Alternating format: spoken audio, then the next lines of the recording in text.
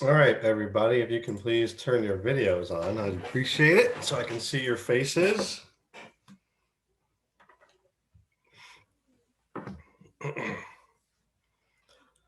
Not turning your videos on is like coming to class and putting a blanket over your head. You wouldn't do that, right? No, I want to see your faces. Maybe you would put a blanket over your head. That'd be weird. All right.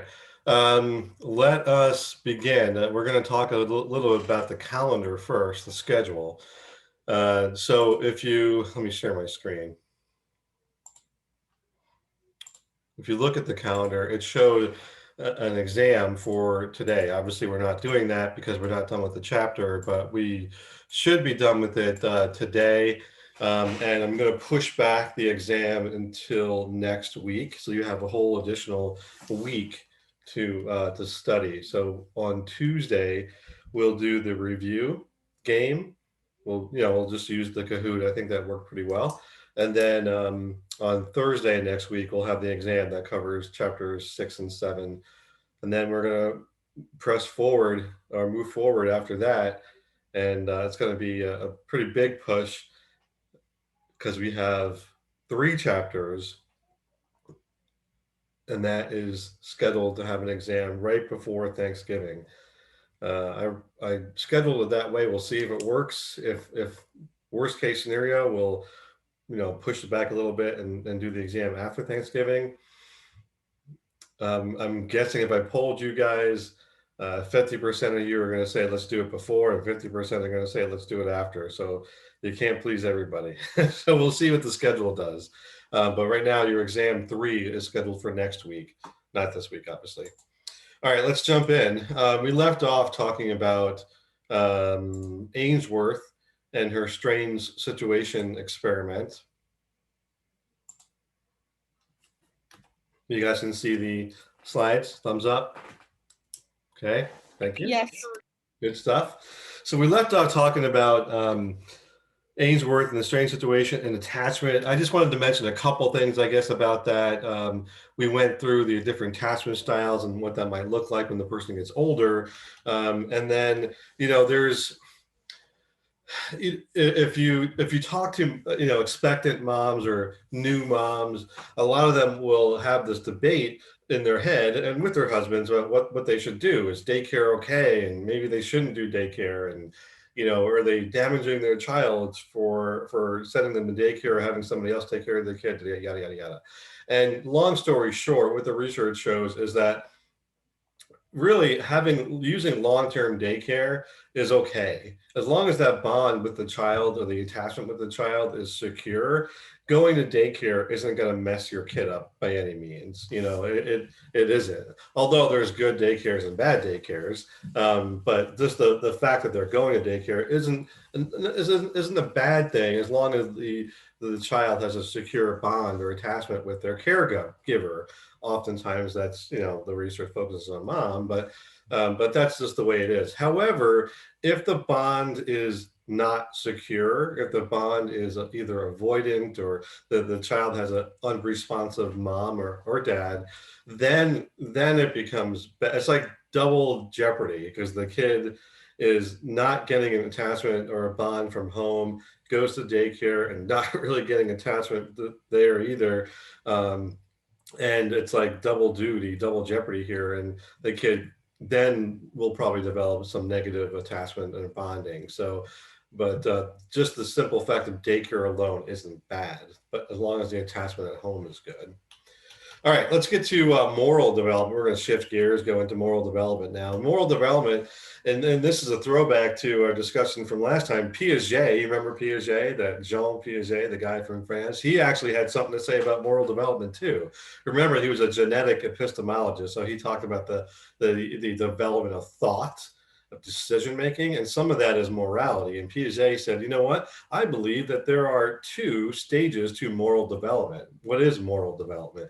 Morality is you're thinking about what is right and what is wrong. It's a little deeper than that, but if you take it at face value, it's what do you believe is the right stuff, the right things to do, or is it wrong? So if I walk into a store and just pick up a candy bar and walk out, is that right or is that wrong? And are there gray areas? Is it as simple as that? Piaget said there were two stages, but other people said maybe it's a little more advanced than that. Are there times when me walking into a candy store and taking the candy, or into a store and taking a candy bar, are there times when that's okay, acceptable? That's moral development. So two of the stages that Piaget came up with was heteronomous and autonomous. And it's kind of a dichotomy, kind of black and white, but the characteristics here are that heteronomous, this is the earlier stage, the younger children, think toddler, think preschool, kindergarten. These kids have a strict adherence to rules, obedience, authority. You need to do the right thing, for example. And if you step out of line even a tiny bit, then you are breaking the law, breaking the rules. I'll give you a quick example. 2 years ago, my oldest, was in this car seat in the back of the car we were driving, and he can see numbers. He knows numbers. He sees the speed limit on the side of the road. He says, "Mom, what's the speed limit?" She says to him, 55 or 60, whatever it was. And then he can see the dashboard and he can see that I'm going a few miles over that. And he's like, "Ooh, you're speeding. You can get arrested." So he's like, "I'm in trouble. I'm breaking the law." Right now, to him, to a young kid, that's I'm being immoral, right? I'm breaking the law. This is what I'm talking about. There's strict obedience to authority, to the law. And if I step out of line even a little bit, I'm wrong, right? So right and wrong. Autonomous morality is when you have the ability to think a little more abstractly about morality, and you consider rules as they apply in that situation. So sometimes there are contexts or situations where there's maybe a gray area, right? Or there's other situations where somebody else is involved, and you scratch my back, I'll scratch yours type of thinking. And does that play a role in what we think or believe is right or wrong? In this case, they do. So heteronomous, autonomous, moral problem solving, according to Piaget, and this should be part of school curriculum. So think back to your schooling. Was morality part of anything you learned? Did you learn? You probably learned right and wrong, but I'm not sure if it went deeper than that, moral reasoning and things like that. Kohlberg, on that line, Kohlberg came along and said, Piaget, you're coming up with a lot of things that make sense, and I like your way of thinking about morality, but I'm going to take it to the next stage, the next level here, and I'm going to propose that morality or moral reasoning is a little more complex than just these two stages, if you will. There's more to it. So what Kohlberg did is he did an experiment, and it included a bunch of children. Now, one downside to his sample is that he included in his original sample only boys. Why that's the case, I have no idea. I think that they were maybe easy to attain for him, because I think there was a group home or a school where there was like a boys' school, and I think there was just easy access to him. I don't think he looked out there and said, I just want to look at boys. I don't think that that's what happened. I think he just happened to be conveniently able to access them faster, easier. Anyway, there are boys ages 10 through 16, so middle school, early adolescence here. And later down the road, because of some major critiques that we'll get to in a minute, he did try to include more various kids from more various backgrounds. But anyway, he proposed that there are um, multiple levels, and in each level there's two stages. Now we'll get to that in a second. But what did he do? He showed children a moral dilemma, a moral situation, a scenario, and he asked them to answer this scenario. He wasn't concerned with the final answer, yes or no, or it was right or it was wrong. He was concerned rather with the rationalization, the justification that the children used to get to that answer. And that is what pushes moral development. And we're going to do one together in a minute, but these are kind of fun. And you'll see how people differ in their thinking and their rationalizations. This particular one is just, it happens to be the most famous. I don't know why. Kohlberg had, don't read it yet. Kohlberg had, I know you guys are trying to read while I'm talking. Kohlberg had about 12 of these dilemmas. And for so there's a bunch of them, but for whatever reason, everybody loves Heinz. This Heinz one is the one that's always shown. I'm going to read it to you. In Europe, a woman was near death from a special kind of cancer. There was one drug that the doctors thought might save her. It was a form of radium that a druggist in the same town had recently discovered. The drug was expensive to make, but the druggist was charging 10 times what the drug cost him to make. He paid $400 for the radium and charged $4,000 for a single dose of the drug. The sick woman's husband, Heinz, went to everyone he knew to borrow the money and tried every legal means, but he could only get together about $2,000, which is only half of what it cost. He told the druggist that his wife was dying, and he asked him to sell it to him cheaper or let him pay later. But the druggist said, no, I discovered the drug and I'm going to make money off of it. So, having tried every legal means, Heinz gets desperate and considers breaking into the man's store to steal the drug for his wife. Now, take yourself off mute, and I want to hear your answers. Should Heinz steal the drug? Why or why not? So again, the kicker here, the thing I'm most concerned with is the why not. Not so much so if he should or shouldn't. There's no right or wrong answer. It's why do you think this is the case? So let me hear your answers.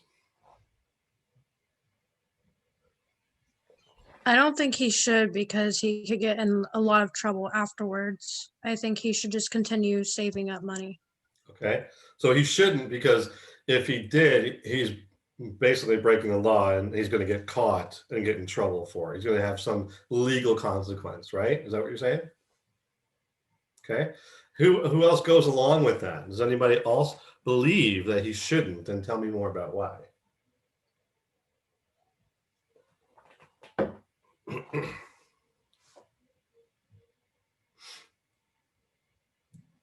I don't think he should steal it, because if he does get caught, he's going to end up in jail, and then his wife will just continue dying and he'll be stuck in jail and he won't be there. So it's like worst of the worst case scenario, his wife's going to die anyway, and he's going to not be with her because he's going to be in jail, right? Yeah. Does anybody disagree and believe, again, there's no right or wrong, and does anybody believe that he should steal the drug? And tell me why you think he should. I think that he should steal the drug. I feel it's one of those things that's his wife and he loves her, and he's kind of almost blinded by what could happen to him, and he just wants to help her and make sure that she's okay no matter what happens to him. That's how I feel about it. Okay, so making his wife healthy is more important than the potential consequence of getting caught or not caught. Yes. That was Isabel. Anybody go along with Isabel and agree with her?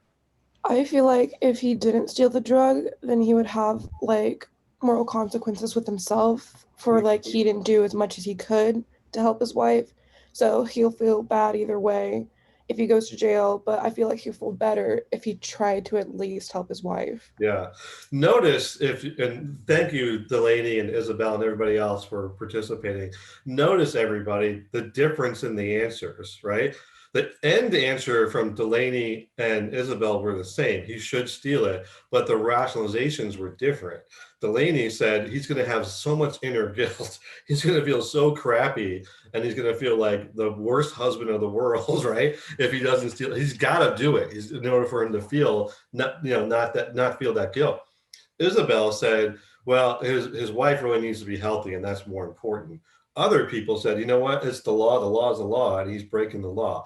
This is where I was going to say Hines. This is where Kohlberg is looking at the situation and saying, if we looked at moral development as a stage-like thing, where are these people in terms of their development according to their rationalizations, right?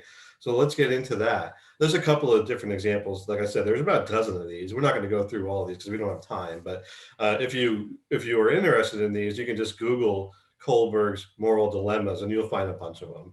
They're kind of interesting. Here are the stages. So I'm not going to place the students' rationalizations in these stages. I want you to do that and you to think about what different potential answers could be and then how you would place these in these stages.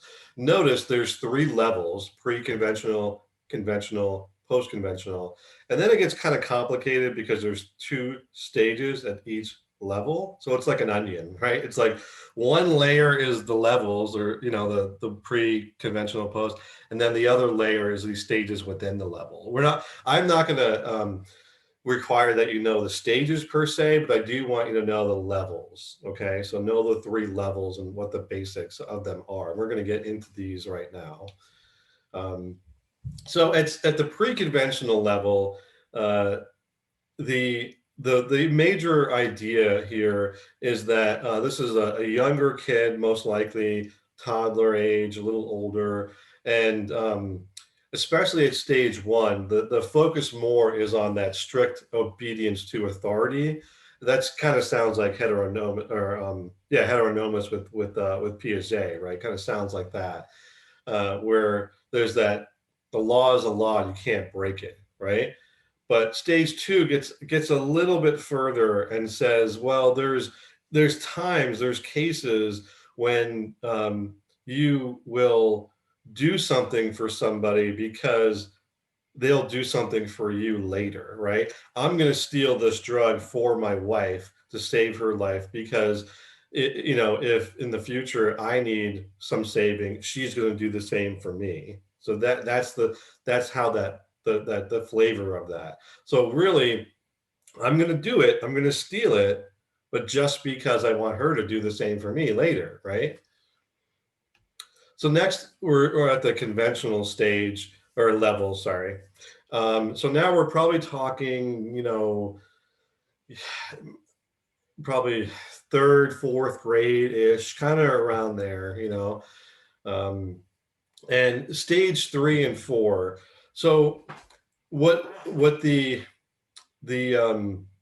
major gist of these 2 stages at this level is thinking about society and how we fit in society and our roles in society.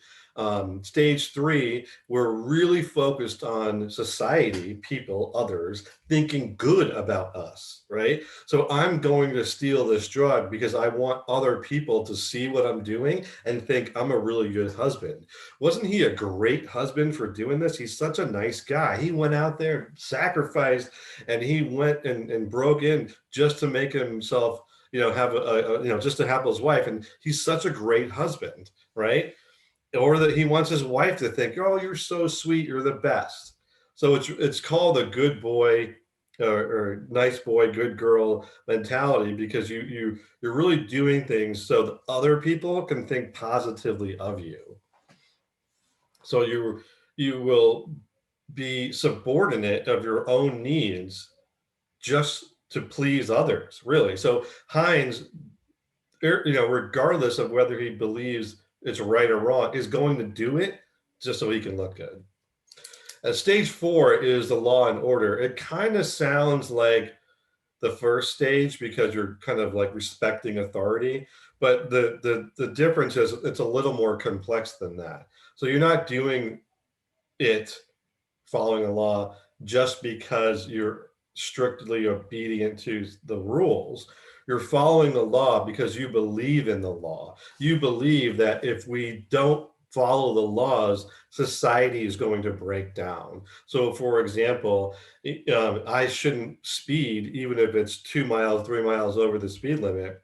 Mind you, I was only going 3 miles over that time. But I shouldn't do that, because if everybody did that, utter chaos is going to unfold. Everybody's going to go whatever speed they want, and where people are going to get in wrecks, and it's going to be utter chaos. So we're respecting rules and authority because in order to have society function and keep on rolling, everybody needs to do their part. So we're following the rules and the laws, really, so that other people can exist and we can exist, cohabitate together in a copacetic relationship. That's why we're doing it. The last level, post-conventional, now we're talking, early adolescence or so, and stage 6 is adulthood. And not that many people get to stage 6. It's even difficult to describe. So one of the criticisms of this theory is that stage 6 is so abstract you can't even measure it or put your finger on it, right? So stage 5 is the contract, and this is post-conventional, and you believe in laws. You think laws are good because we need them to have society function, and there's good merit to having laws. However, not all laws are right all the time, and there are certain cases where laws can be broken, and there are certain times where laws are wrong, and if they're wrong, they should be changed, right? So somebody before this level is never going to think that way. It's written on paper, that's it. There's no even possibility that the law needs to be revised. That's not, they can't even think of it that way. These people, in contrast, believe that, you know what, this law was written by a man or a woman, and it was just put on paper, and it's just something that's a guideline, it's a suggestion, and sometimes we need to change those suggestions and change the way we do things. So you can kind of see how it's higher order, more critical thinking, and it incorporates the possibility for change, whereas earlier stages don't do that. Stage 6 is thinking about morality from a very abstract standpoint, and it's called universal ethical principles, because think of it this way. If I were to ask you something like this, what is the golden rule? Do you guys know what the golden rule is?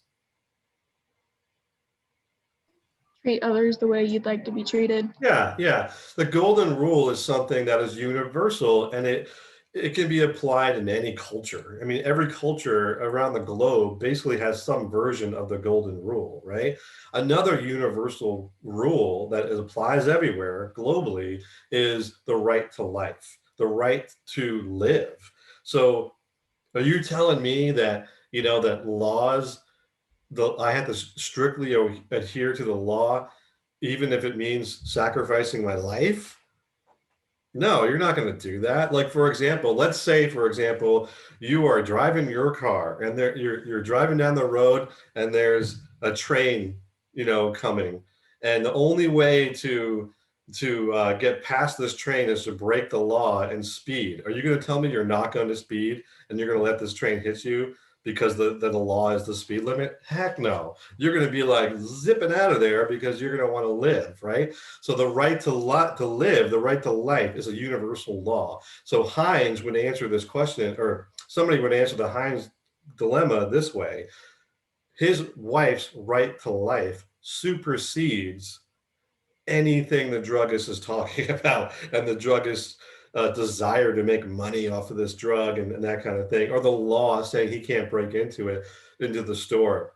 His wife's right to live means more than breaking and entering. So Hines is justified in breaking and entering and stealing that drug to save his wife's life. That's what that would be like.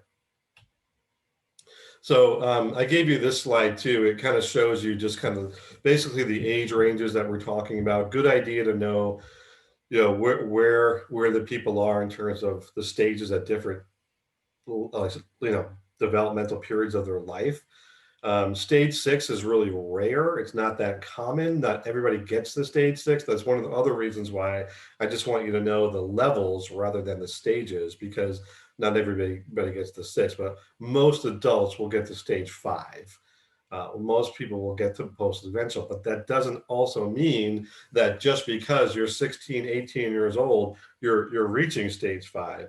It doesn't mean that at all. There are some folks who are 30, 40, 50 years old who are basically trapped in this level of thinking here, and they don't go beyond that. It is also true that how you answer could be situationally dependent. It could depend on context, but by and large, people who are post-conventional are going to answer most questions that way, and conventional are going to answer most questions that way. There might be some subtle differences here or there, but by and large, that's how they answer moral dilemmas.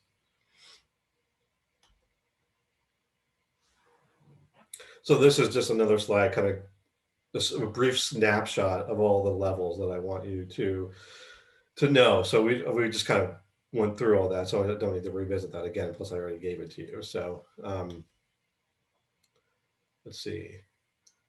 So Kohlberg, he differed in Piaget a little bit, because Piaget, remember, said that our development cognitively is very dependent on our age, right? So we're not going to develop stage 3 thinking unless we're really developmentally, biologically there or ready to develop that thinking. Kohlberg, he approached it a little differently. He said we can help push children along in their moral development by exposing them to discussions about it, by talking about moral dilemmas with them, and reasoning and stuff like that. You can help people get from one stage to a higher stage just by exposing and talking to them, and putting them in this dialogue and listening, having them listen to conflicting viewpoints, kind of like what we did today, but for a more extended, where you would have children just have an open discussion about, well, why do you think Hines should, or why do you think Hines shouldn't? What are your reasons? And then people will basically see the light, and they'll either get more grounded in their thoughts, or they'll say, hey, you know what, that kind of makes sense. I kind of see what you're talking about, and go down a different path. But if we don't do that, if we stay isolated from those discussions, then we're kind of trapped in the same mental state of thinking that we were currently in, right? We're never going to grow, kind of like that disequilibrium thing. Unless we experience difference or that disequilibrium, we're never going to be pushed to develop, right? All right, so some of the criticisms, one of them is the theory is focused more on reasoning or rationalization. Remember, that was the focus. Why do you think this should happen? And less so on actual behavior. What that means is we can reason and we can talk about these things and talk about hypothetical situations to the rest of the day. But when push comes to shove and we're actually put in that context, in that situation, if you literally were Hines, how would you behave? That's the difference. Some people will reason here, but behavior here. So sometimes their thought and their behavior are not the same. And that's one of the criticisms, that we're thinking more about reasoning and not so much about behavior. The big one is that well, because he looked at just guys, just males, like Gilligan is the researcher she was a woman that came out and said, this is a male perspective. Kohlberg, great job in what you did. You came out with a lot of additional knowledge or insight about how we reason morally. Fantastic, good job. However, this is a male perspective on morality. This does not represent how females reason morally. That's what she came up with. However, when researchers looked into Gilligan's theory that this is a male versus female perspective, there was no support for that. What they found is that men and women will reason about things equally, but in just different contexts. So sometimes men will look at things as right and wrong, and sometimes women will reason morally differently in the same situation, and then flip-flop based on the situation. So men and women don't so much have different types of moral reasoning. They'll just apply moral reasoning differently based on the situation. So it's not so much apples and oranges, it's just apples at different times and oranges at different times based on gender. That's kind of what research found. So there wasn't really a male moral reasoning and a female moral reasoning. They just use it at different times. Okay. Let's skip this one. All right, so this one, more about morality. Who's ever seen the trolley problem before? Have you been exposed to the trolley problem?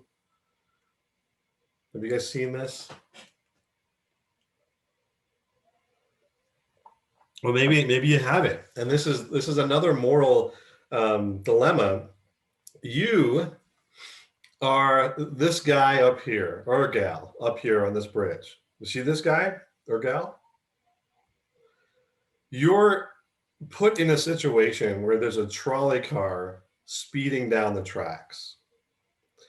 Now, you have at your power and discretion the ability to pull this lever. Based on the direction of the lever, the trolley car is going to move on this track or this track. Let's put it in context. There are 5 people on this track, on the left one, and only 1 person on this track.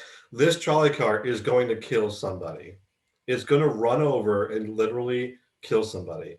Now, do you pull the lever and have the trolley car run over 1 person?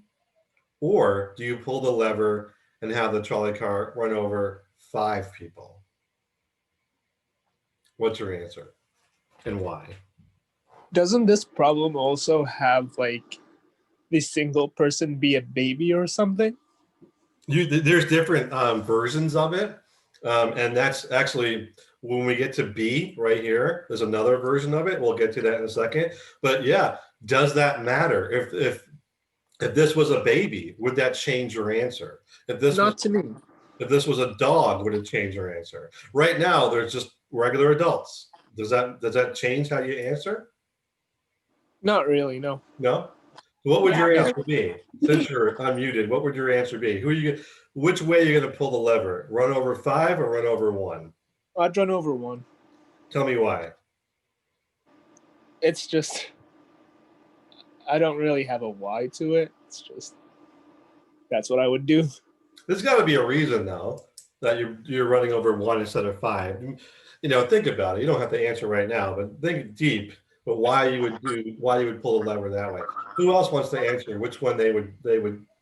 I would choose 1 because running over 5 people against 1, I feel like you would have more grief running over that many people and killing them than just 1.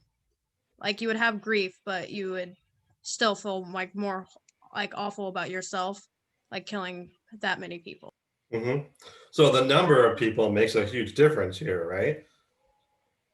I would choose to run over. This sounds awful. I would choose to run over 1 person just because When you look at the people who would be going home, at least those 5 people will be going home, and only one family is having to deal with a loss versus 5 families.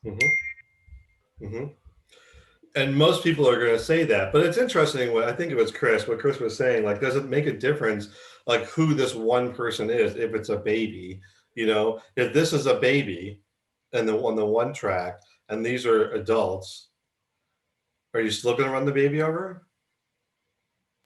No. Does that change your answer? Or are you going to do the 5 adults instead? The baby has more life to live. I would, the Exactly. only way it would change my answer, and honestly, this sounds awful, but again, those adults could make another baby. But if those 5 people were elderly, like 80s, 90s, close to the end of the life, then maybe you could justify hitting the 5 and saving the baby or the child or the young adult. But if it's still just regular 30, 40-year-old adults and a baby, I would still probably just take out the 1. Okay. Now we're going to change it. We're going to change the scenario. We're not doing levers anymore, right? Now it's I have something to add real quick. Oh, go ahead. Go ahead, Cody. So, I mean, from my perspective, why are they on the tracks in the first place? I have no idea. It's a hypothetical situation. But let's just say, what if you could just sacrifice yourself instead of them? Can you do that? Is that a possibility? Maybe. That's going to come up in sample B, in item B. Want to jump over there? So in item B, in question B, the scenario changes. So instead of like a lever, that's pretty convenient. You're up here, you're safe. You're just a lever puller, right? Now we're changing it. Now notice the difference. There's one track. There's not 2 tracks. There's no difference. There's one track, but there's still these 5 people standing on the track. And Cody, I have no idea why they're standing on the track, but they're on the track, right? Now, you have an option. You're standing next to a large person, okay? And your option is to let this train run over 5 people, or push this large person in front of the track to block the train, and save the 5 people. Now what do? It's a little more personal because you're actually having to push the person and touch them. What do? I wouldn't push them. He's not putting himself in They danger. can push me off. Yeah, push me. The guy on the bridge isn't on the tracks himself. He's not in danger. Why would I put him in danger? So you would not push him? No, because the 5 people on the tracks are on the tracks. They're not on the bridge. If they were on the bridge and I had to push them, I wouldn't push them either. So they're dumb to begin with because they're sitting on the track. So that's their fault. Exactly. Let them run over. Anybody else think that, 5 people's lives are more important, so I'm going to save them instead of 1 person. So I'm going to sacrifice this one guy and throw him over. Yeah, I would. Speaking, if the one guy next to me on the bridge is the one that put the 5 people on the track, then yeah, I would push the guy. What if he didn't though? What if he literally has nothing to do with it? He's just like you. He just happens to be on the bridge and see the situation. Do you still throw him over? I think I would be like traumatized if I had to push someone off a bridge. That's the But you're dilemma. also going to watch 5 people get killed because you didn't make a choice. So either way, you're going to feel like crap. You will. So you might as well just push him off the edge or push yourself off the edge. I don't know. Yeah, but like Haley said, it's different because you're actually having to physically push him. That's a lot different than just, doing a lever, right? So you're actually having to push this person. And do you feel more guilty about killing him or letting 5 people die? That's the problem. And it's different because you're actually pushing it. You're actually. I feel like you would feel more guilty. I have a question now. Well, wait 1 second. Kayla, what did you say? I feel like you would feel more guilty about yourself, like pushing that person to their death when they did nothing wrong. Yeah, that's the thing. People are going to differ in their opinions on where the morality is coming into play. Are they going to feel more guilty from pushing and killing that person and just letting the 5 people die? Or are they going to feel more guilty about, hey, I could have done something to prevent 5 people from dying, right? Isabel, you had a question. Okay, but like you stated, the person running the control thing, I mean, there's nothing they can do to stop it, so they would not necessarily be responsible for that. But wouldn't it be murder if they push someone? Yeah, it would. Sure, it would. You would be murdering this guy for sure. Yeah, I think hit the 5 people. But like if you just let the 5 people get hit knowing that you had a reason, or if you were like a reason for them being in that position, wouldn't it still be an accessory to murder anyways? If you just let them go, let it go. I'd still be accessory to murder. Yeah. But you wouldn't get like as much time. I think there's laws. For the time, I'm gonna feel guilt for the rest of my life anyways. How's that accessory to murder if you can't stop the train anyway? You can if you kill that guy. That's the only way you can. These are horrible options. These are horrible options. They are. That's why it's hard. Notice how much easier it is with making the decision with the lever. It's just a lever. You're basically removed from the situation. But when we up the ante and you have to decide, it's the same scenario: kill 1 or kill 5. Notice that similarity. Kill 1, kill 5. It's exactly the same. The difference is you're having a more direct role in killing this person rather than lever. You're pushing him. Same person, number of people die, but do you push him over to kill the 1 to save 5? Notice how it differs in some of their answers. This is a much more complicated scenario and more difficult to answer and reason morally. That's what Kohlberg is saying. If we put people in these scenarios, and especially at an earlier age, we're gonna have moral development and moral reasoning just grow and prosper in our children than if we just hide these scenarios. But very interesting situation and a very difficult thing to solve. There's a couple of these too, different versions of this, and that's part of the research here. Is does it matter who these people are and what they are and so forth? All right, let's get to. We're not going to do that. We'll do Erikson right now. Time's it. We have some time. This is a big theory, so I'll just preface our discussion with Erikson by stating that this is a big theory. There's 8 stages, and this time I do want you to know 8 stages. And the reason why there's 8 is because Erikson, his name was Erik Erikson, by the way, which is very not that common to have somebody named almost the first and the second last name the same. Anyway, Erikson was the first lifespan developmentalist, meaning he took development from the perspective of what happens socially to us from birth to death. So that's why he had 8 different stages, because he believed that was that complex. Here are the stages. The gist of this is that at each stage, there's a psychosocial crisis that we experience. And how we come out on the other end of that crisis influences where we are developmentally, and it also influences how we develop and how we go about proceeding to the next stage. Kind of has a trickle-down effect. How we get to the next stage, and how we behave socially with others and interact socially with others. This is a psychosocial developmental theory. How our cognitions affect our outward social interaction with people. There's a huge social context here. We have a dilemma, we have a crisis, and how we solve that crisis influences, well, number 1, our development, and number 2, how we interact with others. Let's go through each of these stages. Stage 1 is trust or mistrust versus mistrust. Notice that with each of these stages is kind of like black and white thinking. It's dichotomous. So one of the criticisms of it is development as cut and dry as one or the other. Some people say, no, Erikson said it was.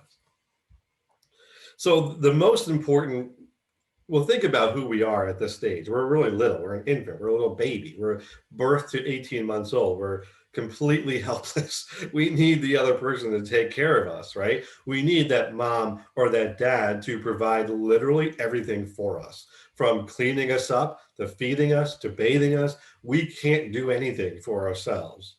So is the world safe? That's the dilemma here.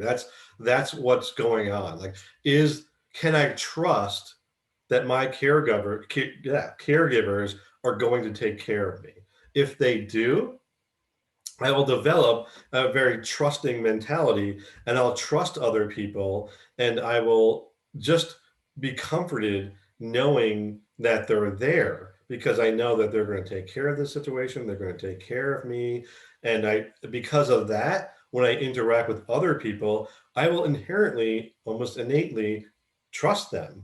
People in your lives who, person A is just very optimistic and very trusting of other people, just automatically trust people. And other people in your life probably who are super, super suspicious of anything anybody ever does or says, right?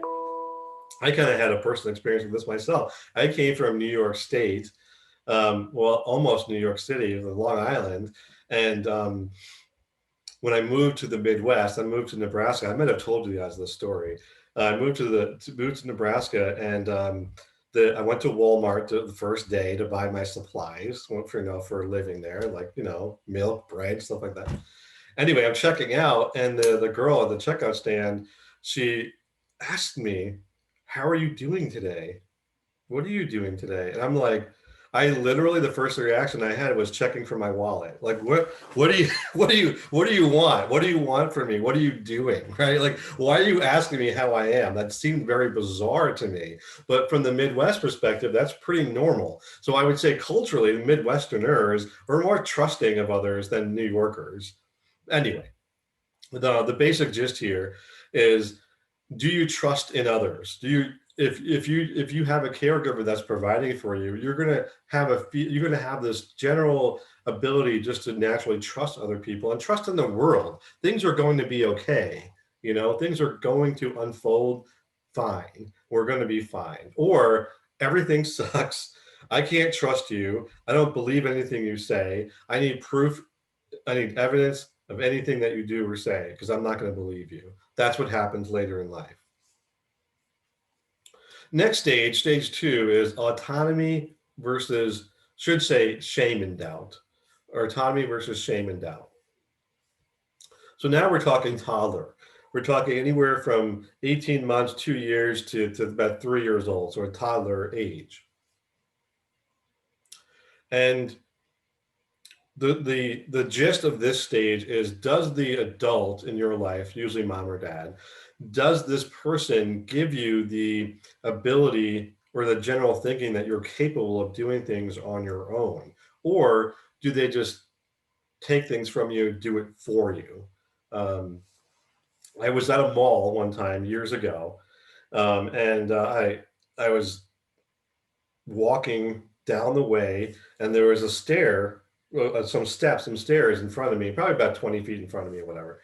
And on those stairs was the guy, a dad, I'm presuming, and his probably, 1.5-year-old kid or 2-year-old kid, toddler.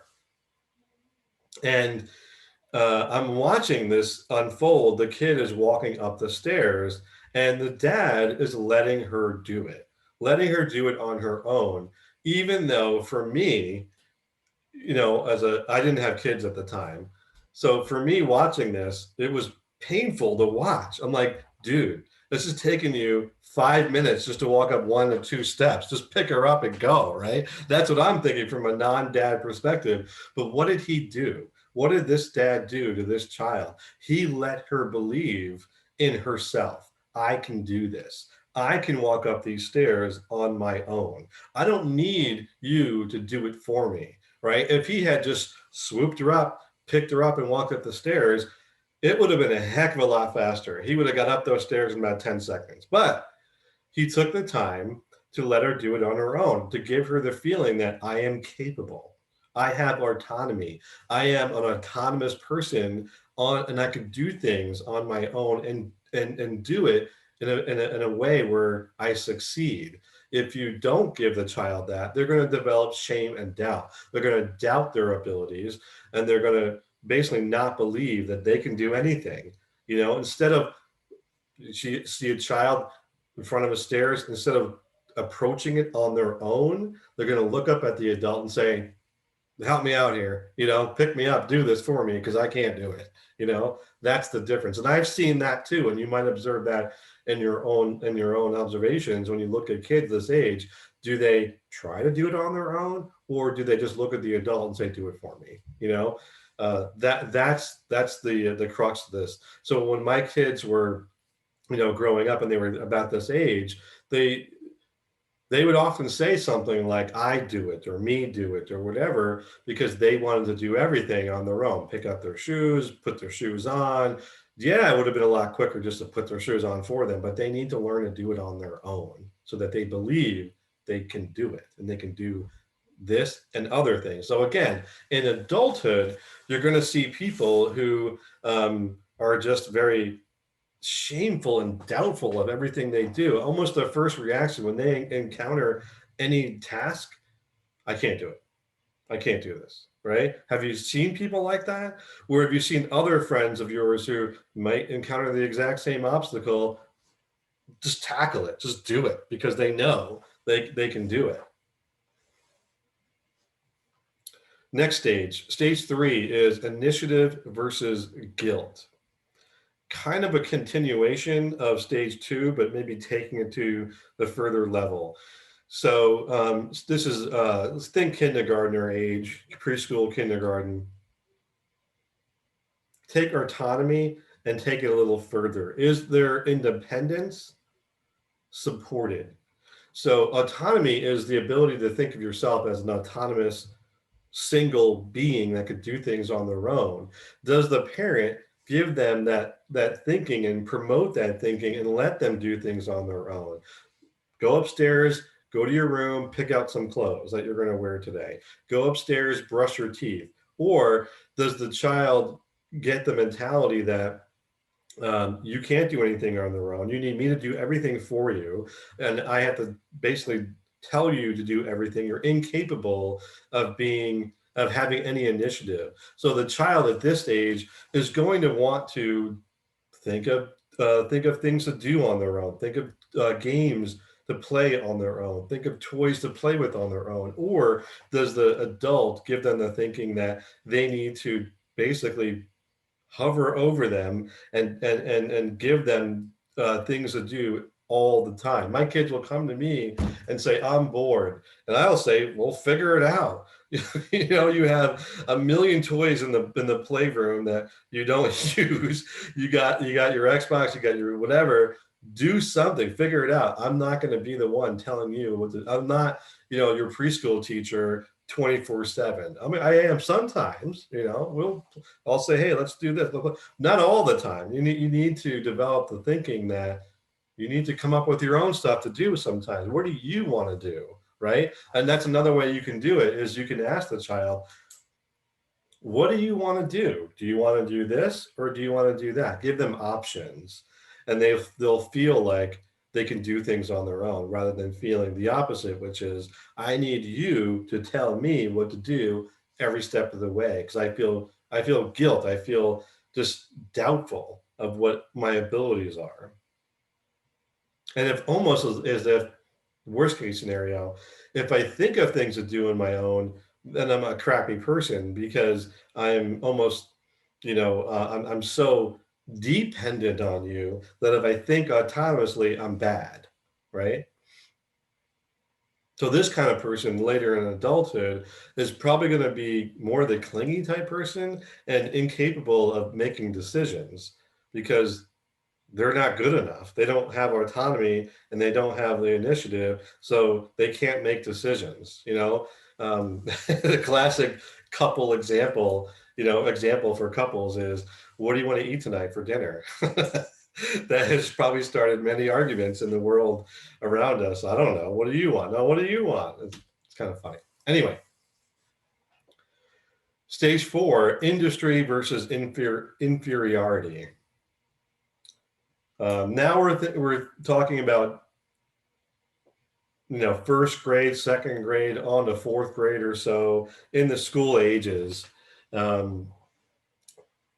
Does the child is the child given tasks where they develop a feeling of creating things on their own and doing things, making friends on their own, doing things? Are they industrious?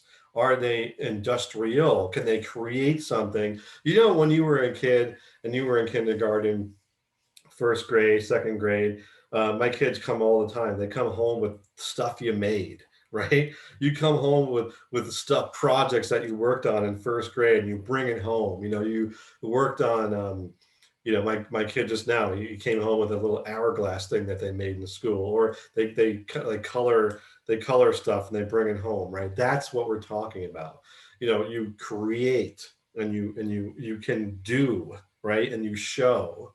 You're industrious, productive, or are you given the feeling that you're inferior? Now, here's why this is important, because when we're talking about kids at this age, now what happens is they see others around them.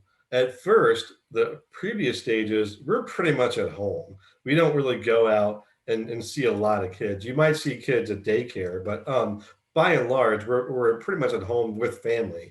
Now we change the scenario. Now we're actually around a lot of other kids. And because of that, we naturally compare ourselves and our abilities and our functioning to other folks. That's just a natural thing. If I create a picture or a thing, how do I measure up to Johnny and Sally and Susie? I'm very observant of that, and I'm comparing myself to them. So if I feel like I can't do these things, I feel pretty crappy about my abilities, I'm going to start developing a sense of inferiority, and I just can't do anything. I'm not good enough. I'm not productive. I'm not smart enough. I'm not, I'm not artistic enough to create this, and so forth. So schools play a pretty major role here in this, but of course parents do too, because you do things with your kids that they're at home a lot, right? Moving on to stage 5, now we're into adolescence and high school, pretty much. And the key here is identity versus role confusion. So you guys just kind of went through this recently. You guys are still kind of in your late adolescence here, and you're kind of still in this stage where you're developing a sense of who you are. So what is your identity? And that doesn't mean like, oh, I am John Smith and I do this. No. What is your identity when it comes to politics, religion, stuff like that? The different factors or facets of your identity that make up you and your beliefs. What is it? What do you want to do with your life? That kind of thing. What do you believe in? What makes you? So children at this age, they're going to get together with peers. They're going to explore. They're going to just kind of experiment and explore with different options that are out there. And like, for example, easy one, politics. What are the different political views, and where do my beliefs lie? Sometimes kids are just going to go with what their parents think. Other times they might be a little more explorative and see what the different options are and say, I believe this, whether or not my parents do or not. So is that promoted? Is that identity exploration promoted? Or, is it you're doing this because I said so and that kind of thing? And then the person can develop kind of role confusion because maybe they're told to be something or do something that they don't really truly believe in. They don't really feel comfortable with believing, against certain things, gay rights, abortion, whatever, and then their parents feel this way, but they feel different. They might develop that role confusion if they don't feel comfortable in themselves. I am me. I am an independent human being with my own thoughts, feelings, desires. I am capable of making up my own mind and believing in my own thing. That's a lot different than I'm just going to do what everybody else says, and I either go along with it or I don't, and I don't really have that sense of autonomy and my own personal, ability to make my own decisions and identify myself. I just go with what other people say. I'm going to feel kind of confused and kind of conflicted, and probably a better word, conflicted in a lot of these different areas of my life because I don't feel comfortable in my own shoes. I don't feel comfortable in my own clothes, knowing who I am. So they'll explore different groups. You'll see the cliques. In my high school, I know things are different now, but in my high school, there was your typical athletes, and then the I hate to say it, but the stoners, right? And then the kids who were the shop kids, interested in cars and shop things and things like that, or the brainy kids, stuff like that. So they'll explore groups and they'll see, where do I fit? Where do I fit in these groups, right? Next is, you guys are kind of going to this stage now in your life where you're young adulthood. You're around a lot of people of your own age, and you're probably thinking about partnering with somebody, being a significant other with somebody, in these kind of relationships, friendships, or more significant others. You're thinking about those intimate relationships. Could be a really deep friends. You're developing these friendships with people who maybe you've never met before. And honestly, these people in your college are going to be people you probably remember and hold on to friendships for a very long time. So this is really important. So do you have that feeling where you have that intimacy and can be vulnerable and develop these relationships? Can you commit to another person, either friendship or more? Or do you feel like you have this inability to connect with others? Maybe you don't want to feel vulnerable and you don't want to connect, and you don't feel like you have that ability to develop a deep, meaningful friendship or more relationship. And you just, for that reason, put it over there and go over this direction because you can't do it. You don't feel comfortable doing it. You don't have the ability to do it, so you don't do it. So can you commit to somebody else? People who can are going to feel that inner peace because they feel happy, they feel intimate with somebody else. Or I'm isolated, I want to do it, but I can't, right? So then you feel pretty cruddy.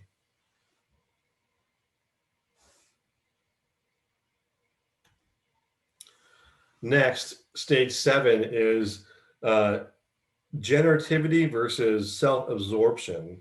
So you're in middle adulthood. You're it's kind of probably where I am right now.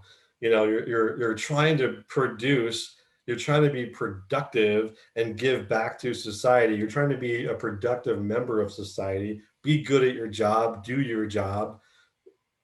Be generative, meaning like a generator producing energy. You're producing this product or whatever, this skill, and you're giving back to society at large because of the thing that you do, right? You're a teacher, you give back to society, you produce by teaching kids.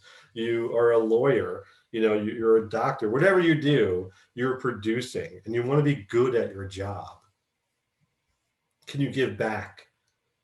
Or, or are you so absorbed in yourself that you don't give a darn about giving back to society?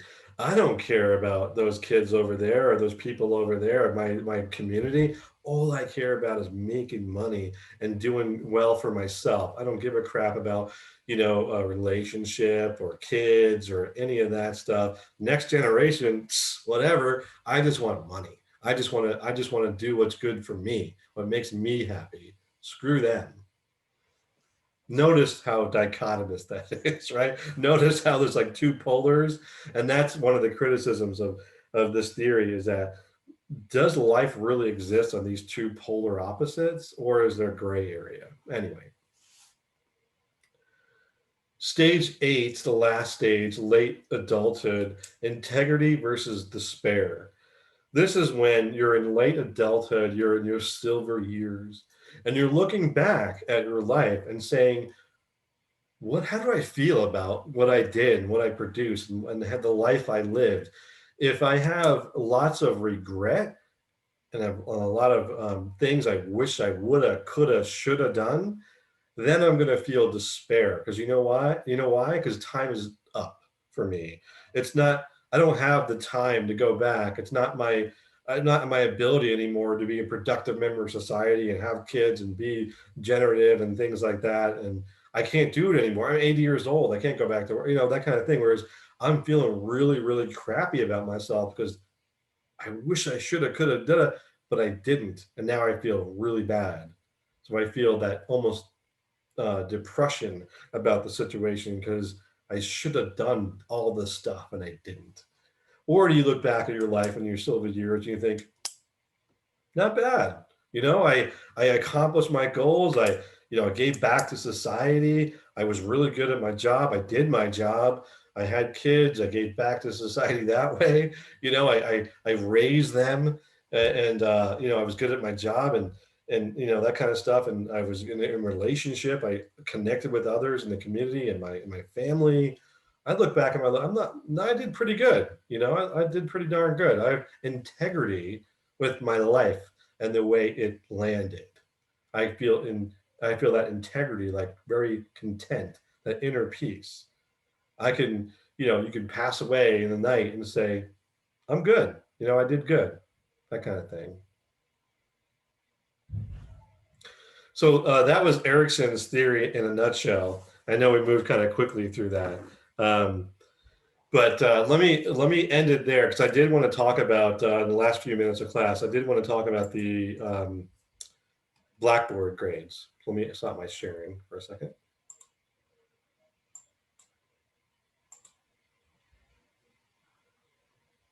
Okay, so I shared with you on Blackboard a column that says average, and that basically it averages all of your assignments, exams, quizzes into one column to give you a general idea of how you're doing. I don't love doing this, and here's why. Because people sometimes get a little tricked by Blackboard. It kind of overinflates your grade. And I really hate to say that. I don't want to make you feel bad. Believe me, that's the last thing I want to do. However, I'm also very honest. I want to be honest with you and upfront with you and objective with you and say, listen, the grade you see might be a little inflated. And this is the reason why.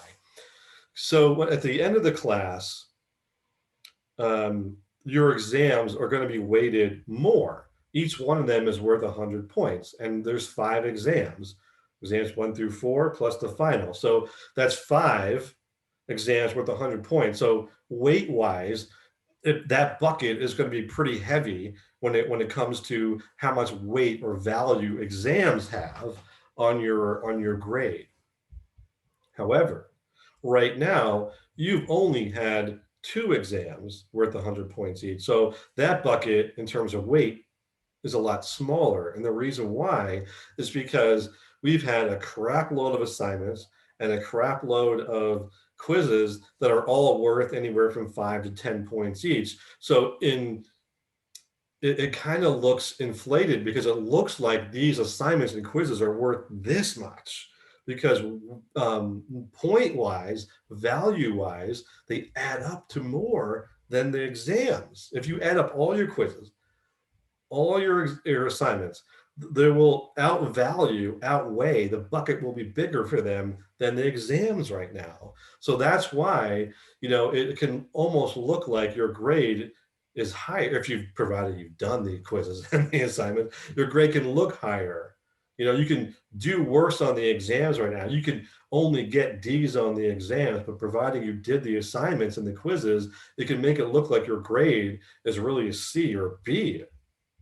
But really it's lower than that because your exams, you did worse on them. So I think a better way of assessing your current grade is probably looking at your exams, and saying, and looking at those scores, because realistically, when it comes to the end of the class, those are going to have more weight. Your quizzes and your assignments, they're going to come into play. They might help you. Like, for example, let's say you get a B average on your exams, those quizzes and assignments, they might very well bump you up a little bit, right? Or down, depending on how you do on them. But I just want to put that out there so you know, right? Because there were a few students who thought they were doing this when they were really doing that. And I just want to make sure you guys have an accurate depiction of your scores. Okay? Okay. All right, guys, we'll do, you have all the complete notes. We'll do a review on Tuesday. Now, the game itself isn't really going to take a ton of time, and we have a long class. So here's what I want you to do. I want you guys to come prepared with questions that you have. So if you have a question on a particular topic, like Eric's saying or whatever, come to class with a question and say, what was this again, or what was that again? Excuse me, because we have plenty of time in the class to do the game. So don't feel like, there's no time left to talk about this or that. We have time. Okay, guys? All right, I'll see you on Tuesday. We'll do the review game, and then we'll do the exam on Thursday. And I'll send an email to remind everybody too. All right, guys, good stuff. Have a good weekend. See you Tuesday.